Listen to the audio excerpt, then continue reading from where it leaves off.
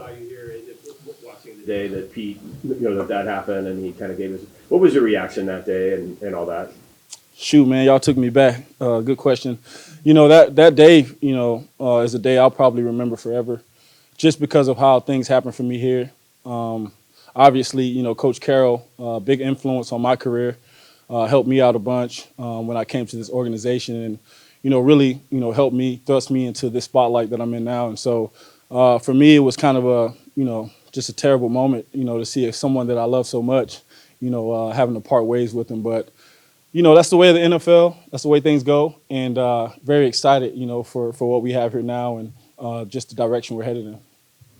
Your impressions of Ryan Grubb, and I have to ask, was he just showing you watching Huskies films? Is that what he's based on? I've been watching a lot of Husky film, and those boys were lighting it up. But Coach Grubb, man, he knows his stuff. He knows his system, knows how he wants it done.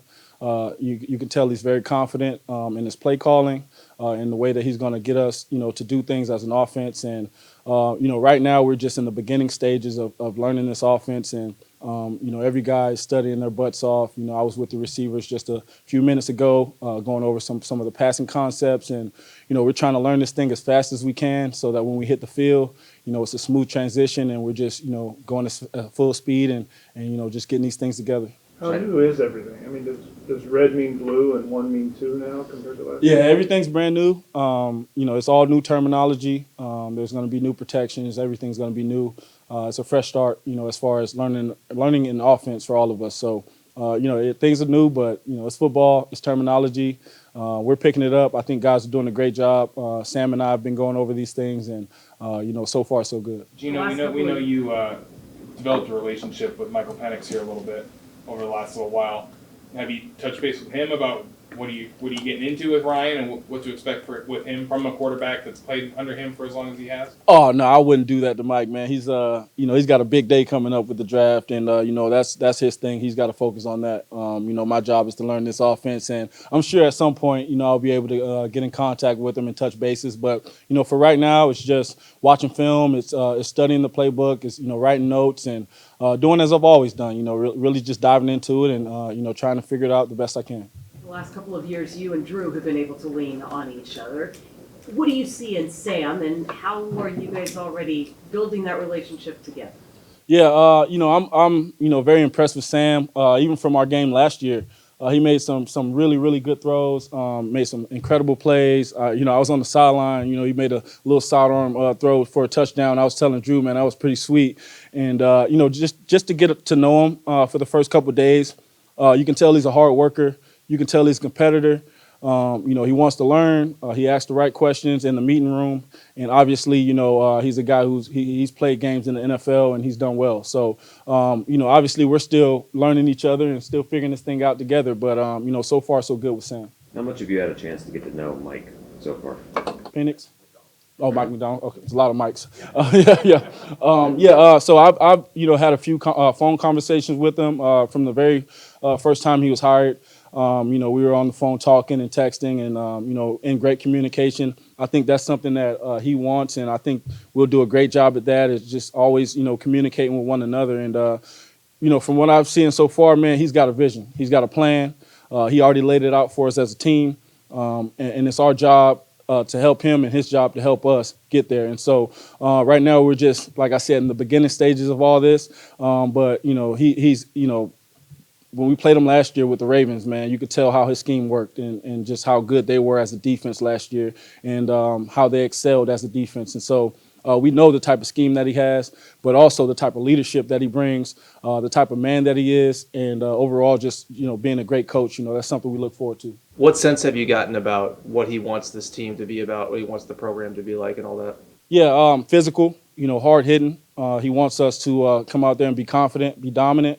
Know our assignments, go out there and play, like there's 13 people on the field, and we want to get our crowd involved, to get the fans involved, get the community involved, and really allow this thing to just grow and just take shape, as the season comes along.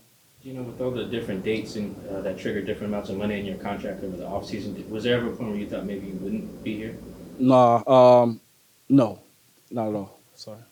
What did you? I mean, they did kind of redo your contract a little bit. What did you? I guess what went into that, and what were your thoughts on that? It was a way to clear up some cap space so we can get some more guys. Obviously, it guaranteed me money, so that's good too. But obviously, it was just something that teams do. A lot of guys have done it. It wasn't really much of a big deal. When you think back to that game against Baltimore last year, how would you describe the defense you faced that day? What kind of scheme Mike ran out there and what he tried to do against you guys? Yeah, I would just say, there were some wrinkles that we hadn't seen on tape. There were some things that they did that were really good that countered some of the things that we did.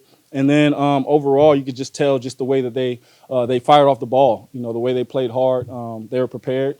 Obviously, I still feel like we should have executed better. I'm never going to not say that. But I just felt like they had a really good scheme and they played hard. And, you can tell they were well coached.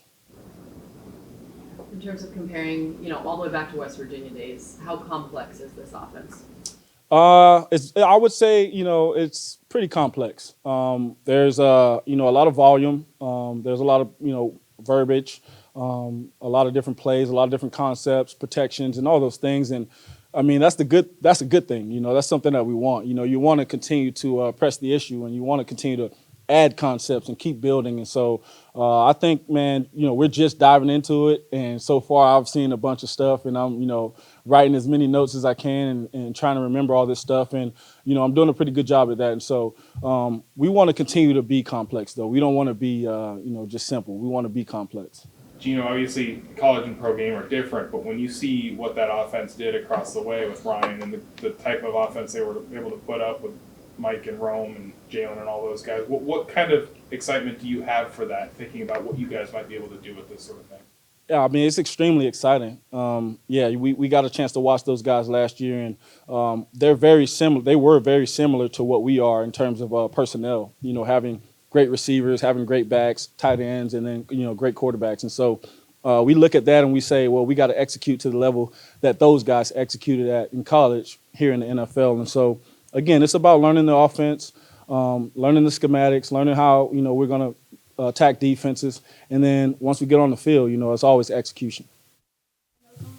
Of days, but there is a lot of newness to this, and players might be coming back into the building looking for something that's remained constant, and that's like a veteran player like you. What has been your message, if any, to any of your teammates?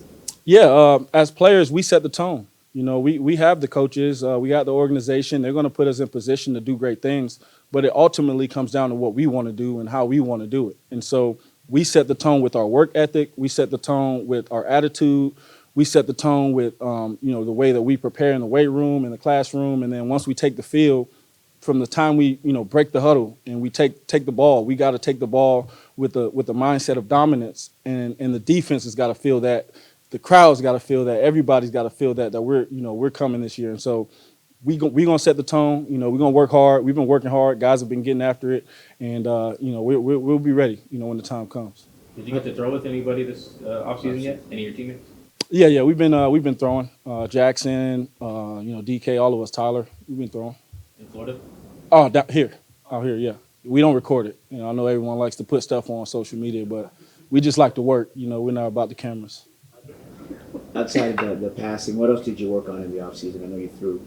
What else did you work on? I mean, it's 12 years, getting right? stronger, getting faster. Finally got a six-pack again, so I'm happy about that. I'm just, in that growth mindset. Everything's got to improve. I got to be a better player, better leader. I got to do everything better. And so I'm never going to look at it and say I'm a finished product. I'm still getting better at 33, about to be 34, and I feel like I've never been better. And so I just got to keep working, keep pushing myself, and see where I end up. Which one do you feel younger, the amount of years you played in the NFL or 33 years? You know what I mean? I just feel like I'm maybe genetics or something, but I just feel like a young 33, man. I feel like I'm full of energy. I'm out here running around with these young 21-year-olds, and they can't catch up. So, I'm feeling good. I think this is your 6th year in Seattle now. What was it like hearing from a different head coach up at the front of the room for the first time?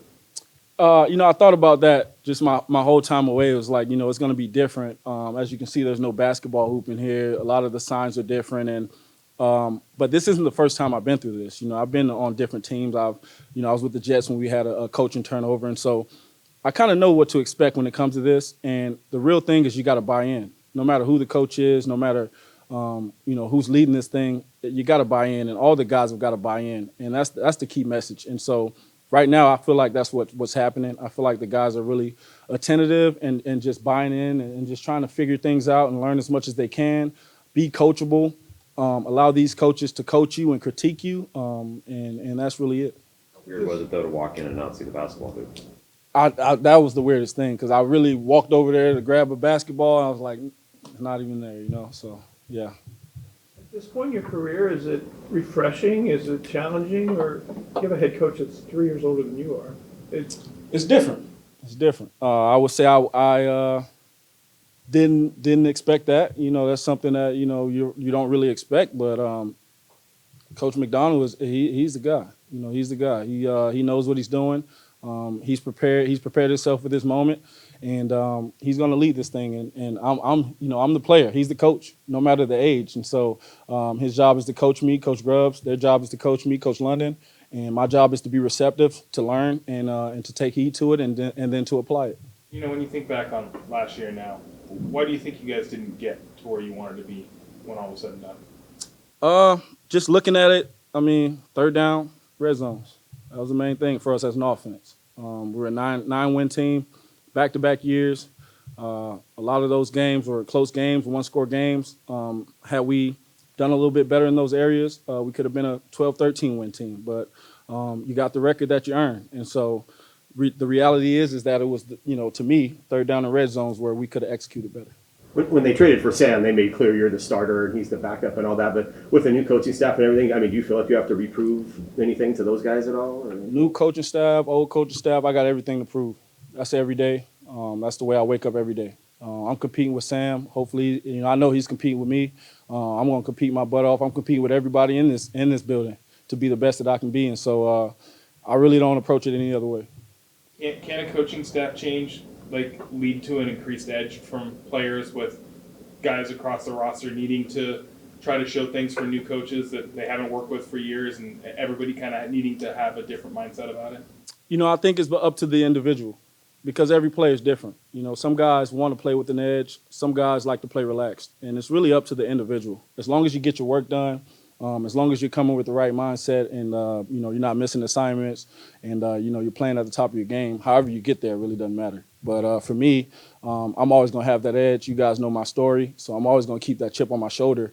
But, whether it was a new coach or an old coach, that was never going to change. Did you ever thought that they kind of outlawed the hip drop tackle, and when at the NFL meetings they showed the play you got hurt on last year is one of the examples what they're trying to get rid of? What were your thoughts on them kind of taking that step and doing that? It was what I said after the game. I just felt like that was an unnecessary way to tackle people, especially, that one was out of bounds. So that was a little bit more egregious. But, I just feel like there may be safer ways to tackle guys. I know it's hard on defenders, and I know they're trying to get us down any way that they can. I'm not a part of the rules committee, so I don't get to make those decisions. But, it is what it is. Whether they did or didn't outlaw it, I just think there's a better way to tackle.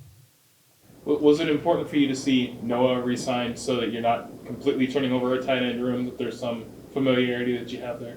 Yeah, I was happy to see Noah, resign. I know how hard he's worked since he's gotten here, and, that's something I think he really deserved. Obviously, hate to see, Disley go and hate to see Kobe go. Those are two guys that, I really enjoyed playing with. But, again, we'll see those guys down the line. That's the way of the NFL. It's always going to be turnover no matter, what team you're on, no matter what year you're at. So, we love those guys, but, it was especially great to see Noah. And, I think him having, the leadership role now in that tight end room, I think it's going to be great for him. What's the important thing you learned from Pete? Always compete. Always compete. Always go for it. Never back down. Do you feel like you get the respect you deserve as a quarterback? Maybe outside this building in particular. Honestly, I don't know. I think in one case, I think you can say, yeah, I do get it. And then other ways, I think you say no. But, again, my job is to fight for that respect.